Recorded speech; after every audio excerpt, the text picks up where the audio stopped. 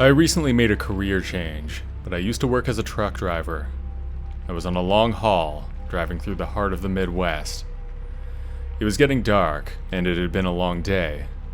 The air was chilly, and the wind whistled through the 2-inch space at the top of my window. It was a lonely road, and I hadn't seen another vehicle for a while. However, I eventually noticed a car in my rearview mirror. I didn't care at first, but as I kept driving, the car stayed right behind me. Cars are usually pretty eager to get past me. I had to strictly follow the speed limit, but most cars speed at least a little. It seemed like the car was following me, but I wasn't sure. After around 20 minutes, the car was still there. That's when I noticed a sign for a rest stop. I figured it was time for a break anyway. I thought I might even call it a night, actually. I decided to pull into the stop to see if the car would follow. When I parked my truck, the car parked right next to me. That was extremely strange, because there were separate sections for the trucks and cars. Cars weren't supposed to be there. I got out of my truck and walked around to the front of the car. I could hear its engine idling, and I turned to see the driver staring at me. The car was newish, probably 2005, and it was a Toyota. The color was hard to tell for sure in the dark, but it was some kind of gray or silver. There was a large dent in the right fender. I waved at the driver cautiously, trying to get his attention, but he didn't answer. He just stared straight ahead. I couldn't tell much about the guy except that he was around my age and wore glasses. He also had dark hair and a mustache. Suddenly, the car's engine roared to life, and it started to roll towards me. I was still standing in front of it. I jumped out of the way just in time. I turned to look at the car, and the brake lights glowed bright. The car was reversing towards me quickly. I managed to hide behind my truck. While I was hidden, I heard the car screech to a halt, and then it seemed to speed away. I was left standing in the middle of the truck stop, confused and scared. What had just happened? Why had that car just tried to run me over? I decided to call the police. I told them what I could, but I didn't have much to go on.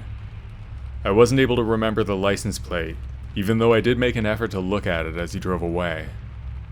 I decided not to stay there that night. I was too nervous that the car would come back and do something to me. It was another few hours before I was able to stop for the night, and by then, it was really late. I was very anxious the next day. Every time I stopped for gas or food, I was on high alert, scanning the area for any sign of that car. That day, I was caught in a traffic jam. On highways like this one, that almost always means that there's an accident up ahead. It wasn't a city during rush hour or anything. When I finally passed the accident, I looked over and saw what I was pretty sure was that car from the other night. It was on the back of a flatbed truck with another car. The accident looked pretty serious. I scanned the area for that creepy guy, but I couldn't see him. I wouldn't be surprised if he was taken to the hospital, or worse. I still don't know what that guy was up to out there. I think he caused that accident that I saw, and I think he did it on purpose, but I may never know why.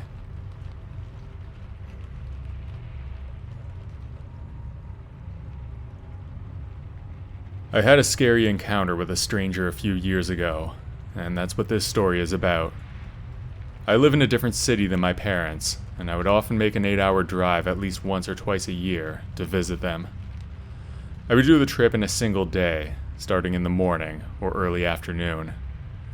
It was late October. I was over halfway there, and the sun was starting to set, casting an orange glow on the landscape. As I drove down the quiet road, I saw a transport truck pulled over to the side. Its hazards were flashing. At first, I wasn't sure if anyone was inside, but as I got closer, I saw that the driver's door was slightly open. I pulled over, thinking that maybe someone needed help. I stepped out of my car and walked over to the truck. There was no one inside, but I noticed that there was a wooded area next to the truck. I called out, "Hello? Is anyone there?" But there was no response. As I turned to walk back to my car, I heard a noise behind me. I turned around and saw a man standing there. He was holding a gun and pointing it right at me. He was a big man, probably only 5'10", but muscular. The man didn't say anything, but he kept his gun trained on me. I slowly backed away from him, my hands up. I was too scared to speak, and I could barely think. I kept backing away until I was at my car. I didn't take my eyes off the man the whole time. I carefully opened my car door and got in.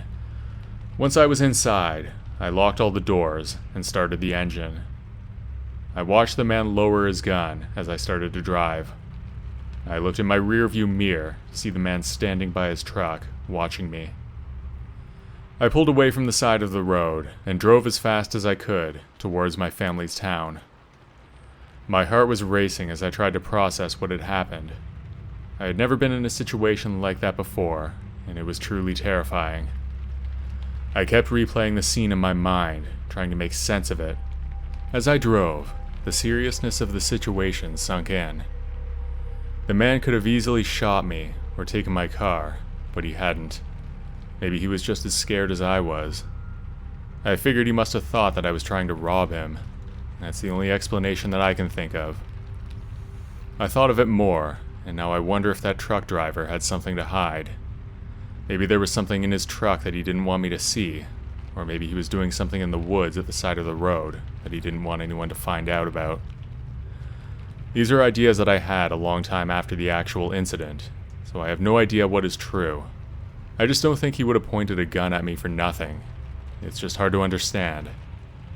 When I finally arrived at my family's town, I felt relieved. I told them what happened. They were shocked and scared for me, but also grateful that I made it out okay. We spent the rest of the evening talking and catching up. Needless to say, I didn't sleep that night.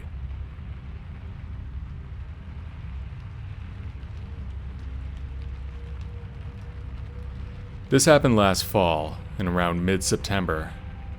I drive trucks for a living, often doing multi-day overnight trips. It was getting late one day, and I was feeling exhausted. I knew I had to stop for the night. I pulled into a rest stop off the highway. It was a small stop with space for only 3 or 4 trucks. There was one other truck there, and probably 4 or 5 cars in the parking lot. There was a small washroom with a paid shower, and there was also a restaurant. I parked my truck and went in for a shower, and I had dinner at the restaurant. After that, I went into the back of my cab and fell asleep. I was suddenly awakened by the sound of my own voice saying, "I really need to pee." Not literally, but I did need to pee. I opened my eyes and looked at my watch. It was 3 a.m. I didn't want to get up, but there was no choice. I crawled out of my truck and made my way to the washroom. As I was washing my hands, I heard footsteps approaching. I thought that was strange because I hadn't seen anyone else when I got up. I made my way out and walked back towards my truck. When I got close, I saw a man standing in front of my truck. He was about 6 feet tall, with dark hair. He was wearing a dirty, oversized hoodie and baggy jeans. There was a light to his right, which was casting a large shadow over most of his body. I tried to move past him to get back to my truck, but he blocked my way. He had a mean look in his eyes, and I knew he had bad intentions. Before I could say anything, he pulled out a knife and pointed it at me. "Give me your wallet," he demanded. I was scared out of my mind, but I stayed calm. I slowly reached into my pocket and pulled out my wallet, and I handed it to him. He rifled through it, taking all my cash and credit cards. It wasn't much, maybe $30. "Is that all you've got?" he growled. I told him it was, but he didn't believe me. He searched through my pockets and found my cell phone. Luckily, I had left my keys in the truck. Not the best habit, but in this case, it served me well. The man looked at my phone for a minute, and then ordered me to unlock it. I hesitated. That phone was my only lifeline. Without that, I would have no way to call for help. I told him that I would unlock it, and then I took a step back and bolted towards my truck. I could hear him chasing after me, but I was faster. I jumped into the cab of my truck and locked all the doors. I saw the man standing outside, still holding the knife. He banged on the window and shouted obscenities at me. I grabbed my cell phone and called the police. I told them what happened and gave them the location of the rest stop. I looked out my window and the man was gone. I wasn't sure how he had gotten to the rest stop though. None of the trucks or cars had moved since the man disappeared, so he couldn't have gotten far. It felt like an eternity before the police arrived, but in reality, it was only a few minutes. I saw the flashing lights, and then a police car pulled up beside me. I spoke to the officers when they arrived. They told me to wait in my truck while they searched the area, and I did what they told me. After around half an hour, the man was caught. I'm still not sure where he was hiding, or where he was running to, and I still don't know how he got to the stop in the first place. Most confusing though, is what was he doing on the highway at 3 in the morning with no truck or car? It was really unusual. I barely slept for the rest of the night. It was already 4 a.m. by the time I was done with the police. I tried to relax in my truck for an hour or so, and then the sun came up, and I continued my journey. I never heard anything about what happened to that guy. I was a long way from home, and I couldn't be bothered to follow up on it.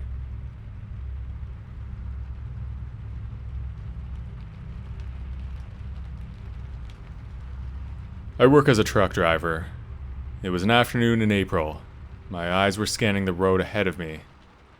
In my line of work, I've seen my fair share of weird things on the road, but on this day, something felt different.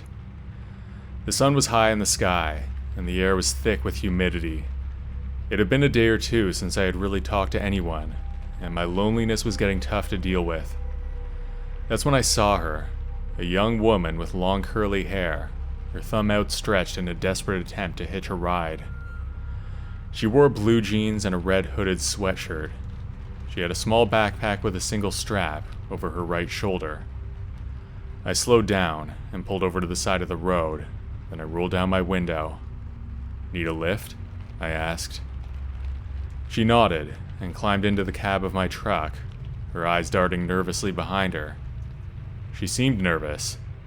At that time, I thought she must be new to hitchhiking. I'm not an intimidating person by any means, but I was a stranger, so it would be understandable. She seemed agitated and kept glancing out the window as if she was expecting someone to jump out at any moment. As we drove on, I noticed a car behind us. It was a police car, but the lights were off, so I thought it was okay. Just then, I heard a siren and saw the lights flashing. I was being pulled over. I stopped right away. At that moment, I thought I was in trouble for picking up a hitchhiker. It is technically illegal where I live. My truck came to a stop, and I waited for the officer to approach me. But to my surprise, when the officer approached the truck, he demanded that the woman get out. As she stepped out, I saw her hands were shaking and her face was flushed. I watched in confusion as the officer handcuffed her and led her to the squad car. It wasn't until I heard him radioing in a robbery at a nearby rest stop that I realized what had happened. She had robbed a store and was using my truck as her getaway vehicle. The officer put the woman in the back of the police car and then came to talk to me. He told me that I shouldn't pick up hitchhikers, but simply gave me a warning, no ticket. I was a little shaken by the experience, but it wasn't so bad. The really scary thing happened when I heard about the story on the news. It turned out that the woman had shot a man in the robbery. She had the gun in her backpack when she was in my truck. Up until then, it was a good story for parties, but afterwards, I was genuinely creeped out.